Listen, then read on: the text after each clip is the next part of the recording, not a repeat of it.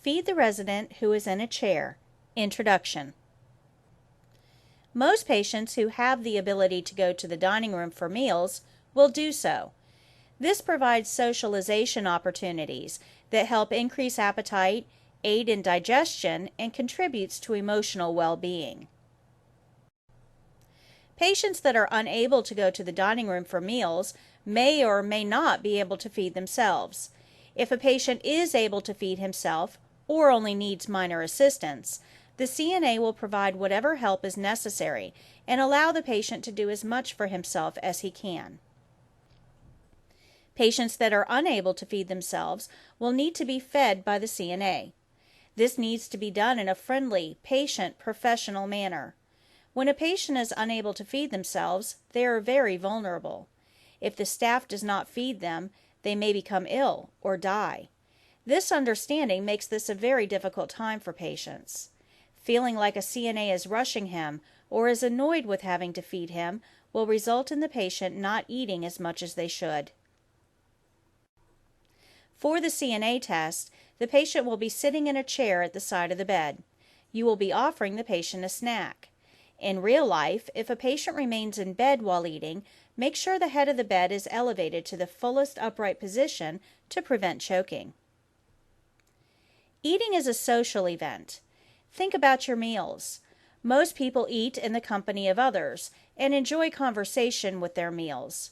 Do not close the privacy curtain for this skill unless the patient requests it, and make sure you talk to the patient as he is eating. Even though the patient may not be able to feed himself, we must maintain eating rituals. Allowing the patient to wash his hands before eating will help stimulate the appetite. Using a hand wipe is an effective way for the bed-bound patient to clean his hands. Collect the used hand wipe with a paper towel to throw away to prevent contamination of your hands. Every person eats a little differently. Some like to eat all of one item before moving on to the next item on the plate. Others don't like their foods to touch. Some like their corn and mashed potatoes mixed, others don't. Some like to drink liquids with a meal, others only drink after the meal. We need to be aware of food preferences and not feed the patient the way we like to eat. Feeding a patient requires time and patience.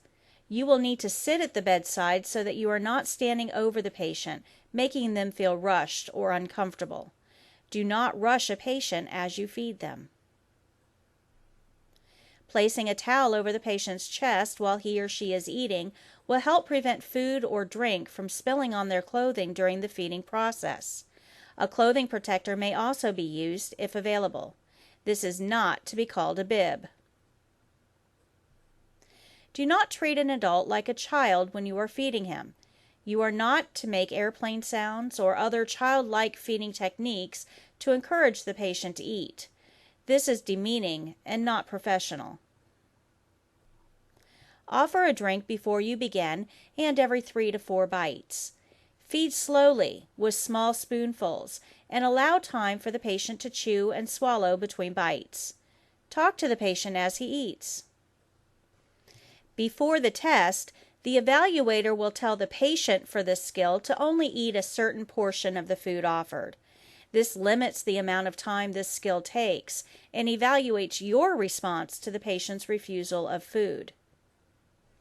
If the patient says he does not want to eat anymore before he has finished his food, you will need to encourage him to eat by saying, "Are you sure you wouldn't like some more?" or "Maybe just one more bite?" Use encouragement so that your patient does not feel like they are a burden and stop eating. At the end of the meal, whether they have eaten all of their food or not, you should ask if they would like anything else. If they did not finish their meal, it may have been because they do not like the food but are too polite to say so. If they finished their meal, they may still be hungry. If they would like something else from the kitchen, tell the nurse. The nurse will make the final decision on whether the patient can have additional food. This is a documentation skill. At the end of this skill, after the closing, you will need to document on the documentation sheet that the evaluator will provide at the beginning of the skill. Put an X in the box indicating the type of meal served and the percentage of food and fluids the patient consumed. Correct, accurate documentation is very important, especially with food intake. Nurses will often refer back to the meal log to see how a patient has been eating. If the patient has a weight gain or weight loss, the meal log will help identify if it was because of eating or some medical issue. Changes in appetite can indicate how effective a treatment is. Medications may need to be adjusted based on how much food the patient is eating. Make sure you document correctly. Since you are feeding the patient a snack, you will place an X in the snack box. You will then place an X in the box indicating the percentage of food and fluid consumed by the patient during the skill. Finally, you will sign the form. Your turn. Watch the instructional video for step-by-step instructions on how this skill is performed. Then try this skill on your own.